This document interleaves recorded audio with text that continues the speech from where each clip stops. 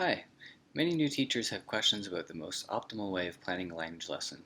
While there is no one way to plan a lesson, we think that following this sequence will save you some time when you're first starting out. First, think about the main aim, or in other words, the learning outcome. What is it that you want the learners to be better able to do by the end of the lesson? Tell a story, ask questions about past events, describe their job skills. If you have an endpoint in mind from step one, it's much easier to plan a way to get there.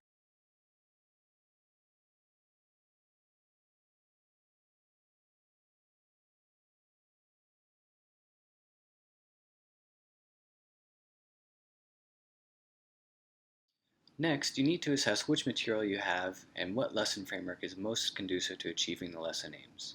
For instance, if you want to teach grammar and the course book introduces grammar through a text, it makes sense for you to use a text-based framework. At this point, you're ready to complete a roadmap of how you'll get from the start of the lesson to the end. This is done on the procedure page.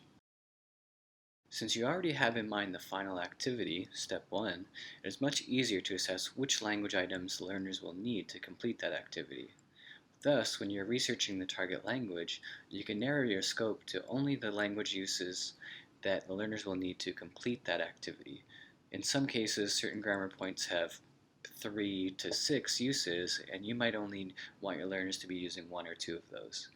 So saving the language analysis to the end might actually save you from researching into useful but not relevant information for your learners in that particular lesson. We hope this sequence helps you plan your lessons, and good luck on the course.